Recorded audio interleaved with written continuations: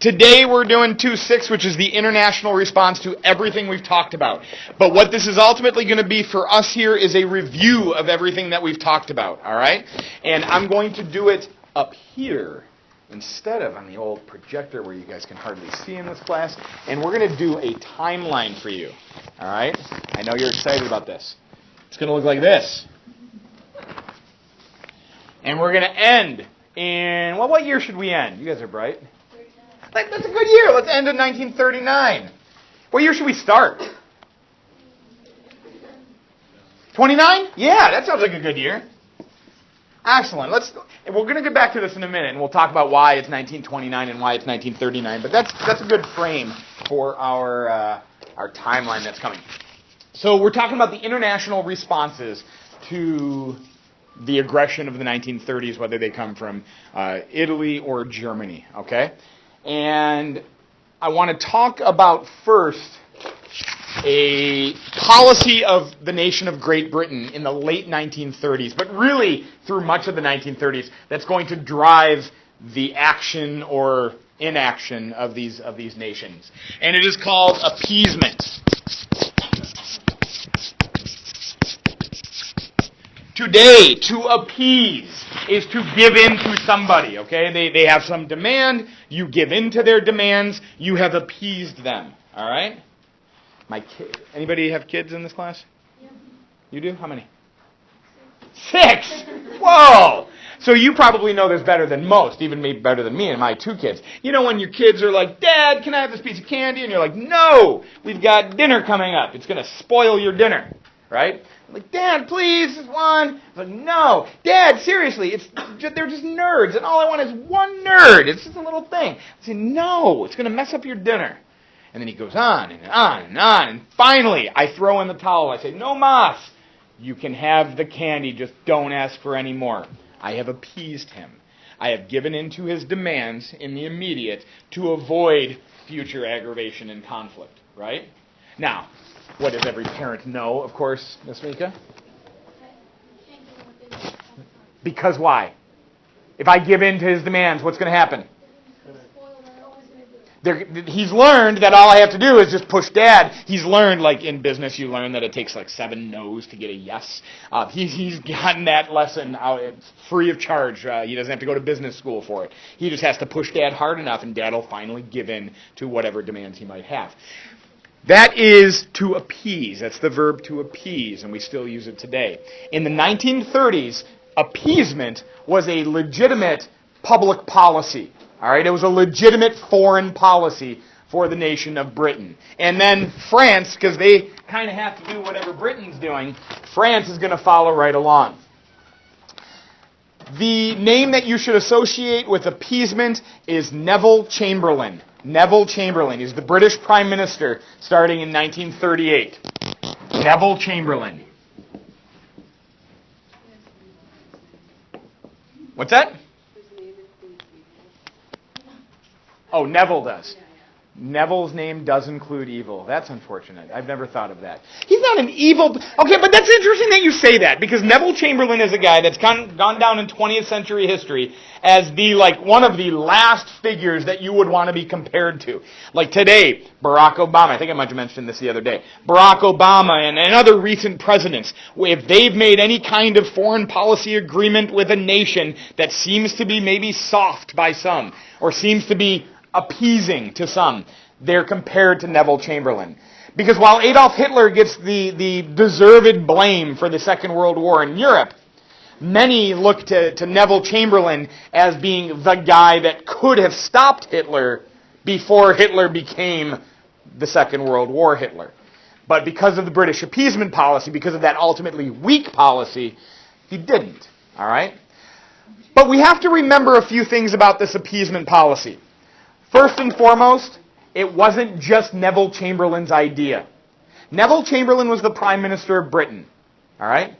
He's a member of Parliament and he's leading the British government. He's democratically elected in Britain, right? Okay, we're chuckling over here. He's democratically elected. And so that means he kind of has to do what the public wants. Public opinion is driving what these governments are doing. And in the 1930s, it's even more so than in previous decades. Because from the late 19th century all the way to the 1930s, the number of people that can actually vote is growing. All right? We would call it, you want to sound fancy? The franchise is growing. The amount of people that have the right to vote is growing. For example, you guys know, like, women are going to get the right to vote in America in what, 1920? 1920, right? 19th Amendment in 1920, yeah. It's always confusing. I flip it around sometimes. And the same in England. It takes a little longer in France. But there's going to be more people that will have the right to vote, and that means public opinion is going to be even more important. All right? Everybody good with that? Also, British people and politicians are going to be supportive of appeasement because they're looking at the Spanish Civil War. And I will throw all of this on the timeline in a couple minutes here. I know you're excited about seeing this filled in. The Spanish Civil War is an eye-opener for Europeans, for British people, and for French people. The Spanish Civil War is an eye-opener. In the Spanish Civil War, we remember that the Italians are going to send 70,000 troops, but also an air force. And the Germans are going to send their Luftwaffe to support Francisco Franco's nationalists. And when they go to Spain and join into this war, they start raining their bombs upon Spanish cities, like Guernica. I mentioned that with the painting from Picasso, right? They're going to start raining these bombs down on Spanish cities.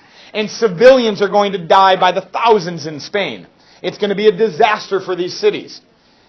This changes their definition of what war is. Everybody in the 1930s knows what war is because of the First World War. But now, war is everything that the First World War was, with competent air forces added to it. The ability to rain these bombs from above. That didn't exist in great numbers and in any great sophistication in the First World War. Now it's there. So if you are a citizen of London, and you believed that you were safe because you were an island, like you were in World War I, you weren't invaded in World War I, if you're a citizen of London and you believed you were safe because you were on an island, the Spanish Civil War lets you know that you are not safe anymore. So war is something to be avoided at all costs. Yes? When was the Spanish Civil War? In 1937. It's going to be on this timeline. I want to go through the timeline from beginning to end in just a couple minutes. I just want to lay out the appeasement policy. Next, in England, some British people and some British politicians actually thought that the Treaty of Versailles was too harsh on Germany. They thought it was too harsh on Germany back in 1919 when it was originally signed. And 15 years later, they still think the same thing, that it's gone too far.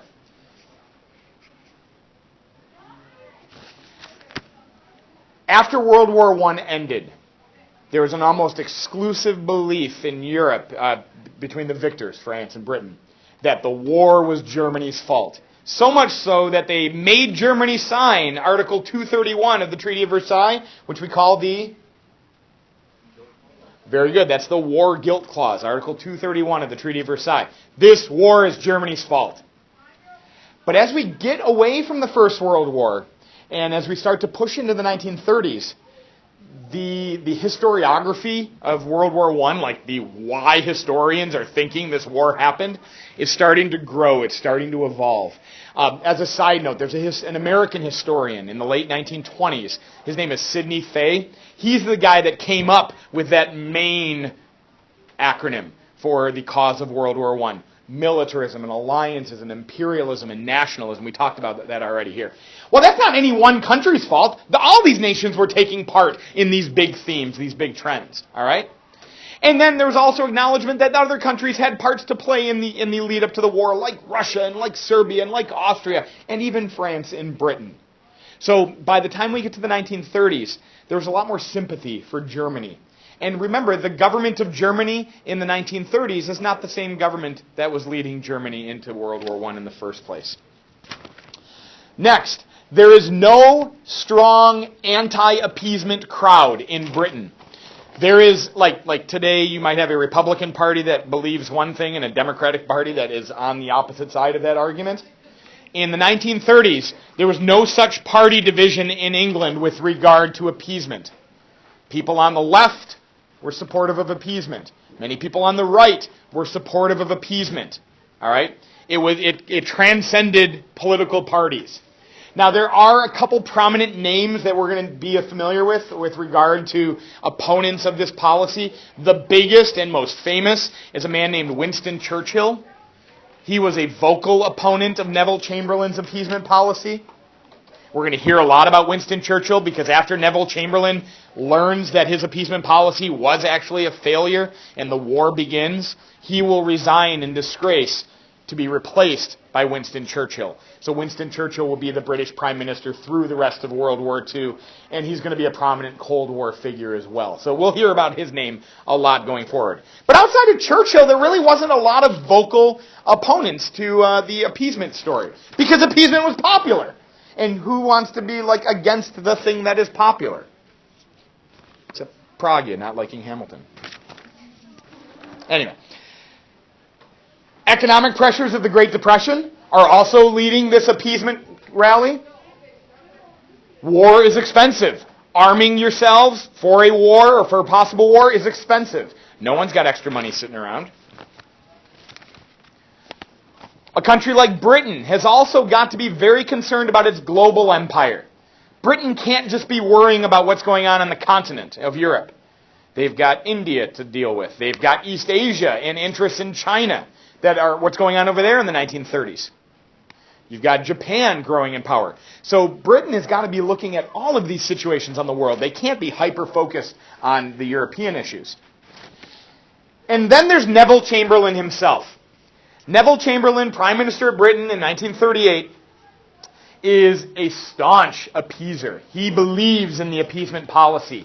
He is absolutely anti-war. He does not want to see his country fall into another global conflict. And as he looks at possible friends and allies around the world, he doesn't see anybody else that really could help him. What has the League of Nations proven itself to be by the late 1930s? Pretty useless. What's America up to in the 1930s? Isolationists. As far as Europe goes, we're kind of useless, right? Soviet Union, they're communist. You can't really deal with them. France isn't going to do anything that you're not willing to do. So they're not going to be a big help in this story. So of all the nations, of all the entities that might possibly help in alleviating the problems in Europe, they all seem weak or uninterested. Chamberlain is very confident that he and he alone can work with Adolf Hitler. That he can get Hitler to make agreements that will avoid this wider conflict. He's wrong. But guess what? You know, the whole thing about being wrong, you don't really know you're wrong until you've been wrong and you've realized that your wrongness has caused things to go bad, right? Like when you legitimately make a bad choice, like sometimes you're like, I shouldn't do this. This is going to be a bad choice. And it ends up being a bad choice. But on more often than not, you make your decision and you're like, I shouldn't have done that thing, right? Chamberlain's not going to realize how wrong he is until he's resigning from the Prime Minister's seat. All right? Let's spend another moment as well talking about the weakness of the League of Nations. Dealt with this a lot. First, the United States is not a member of the League of Nations. We know this. We didn't sign the Treaty of Versailles. The Treaty of Versailles created the League of Nations, so we don't join it. Even though it was our president's idea to create the League. Who was his name? What was his name? Woodrow Wilson. Even though it was Wilson's idea to create the League, we don't join in on it. Why? The American people didn't support it. Who ultimately decided whether we got into the League or not? Yes, sir. One part of Congress? Yes. The U.S. Senate approves treaties. The Senate ratifies treaties. And the Republican Senate wasn't going to join this treaty because they didn't want to give American sovereignty over to European issues. All right? But America in the 1930s, we're rich, despite the Great Depression. Like, we are a powerful economic country, right? We trade with a lot of nations of the world. We have a lot of economic and military capabilities and credibilities in the 1930s. And we don't back the League of Nations. So, for example, when the League of Nations, if they might have wanted to condemn Japan for invading Manchuria, we could have still kept trading with Japan. So that weakens the League of Nations position. the most important body within the League of Nations, the body that would make any decisions on economic sanctions or on military action possibly, is called the League of Nations Council. Today, it would be equivalent to the United Nations Security Council. We'll talk much more about that as we get into the Cold War. The League of Nations Council was made up of permanent members like Britain and France and Italy and Japan and Germany after 1926. Britain, France, Italy, Japan, Germany. It's the League of Nations Council. And as we look at that League of Nations Council, where do those countries stand on an issue like the Treaty of Versailles and holding Germany to the Treaty of Versailles? Well, what does Germany think about the Treaty of Versailles? That's really easy. What does Italy think of the Treaty of Versailles? They weren't happy with the post-World War I treaties because they didn't get everything that they wanted to get out of Austria. What does Japan think about the Treaty of Versailles? They're not thrilled. Remember, what did they want in the treaty that never got included? Yes?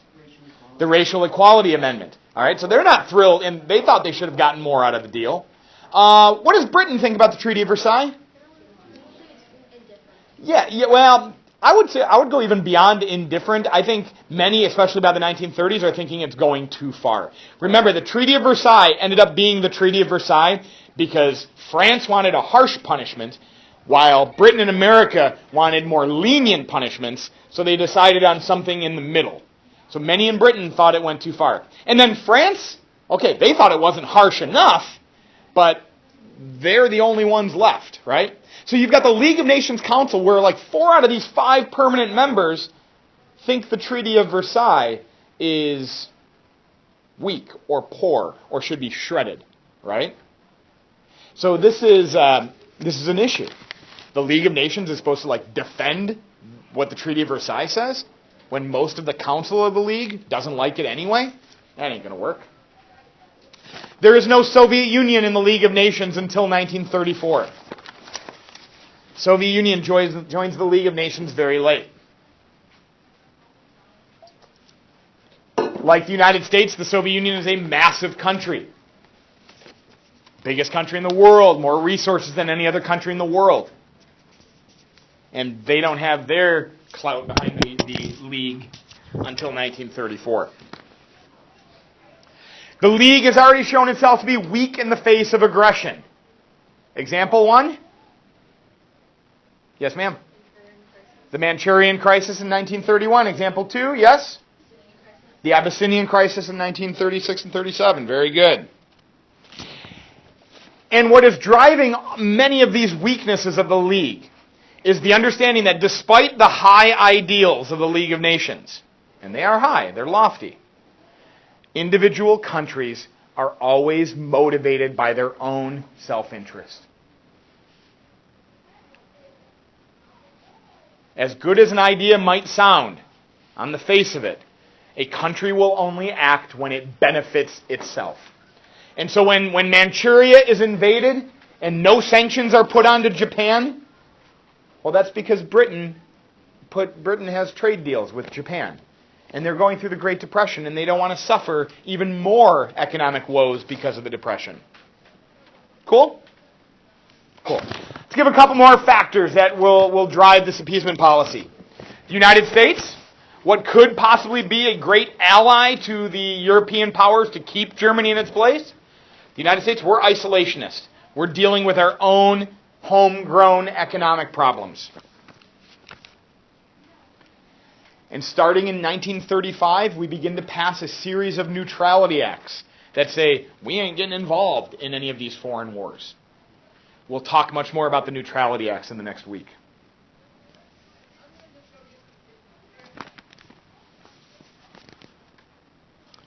Soviet Union, which could possibly help out in keeping Germany in place. By the 1930s, late 1930s, they're actually seeing the Western powers as more of a threat, the Western capitalist powers, as more of a threat than even fascism in Germany. As anti-communist as fascism is, well, Western capitalism is anti-communist too. Soviet Union was kept out of the League of Nations. Soviet Union wasn't invited to the Munich conference in 1938. There's a lot of distrust going back and forth there. All right, so now let's start going through our timeline, all right? We're going to start putting some things together. We start with 1920.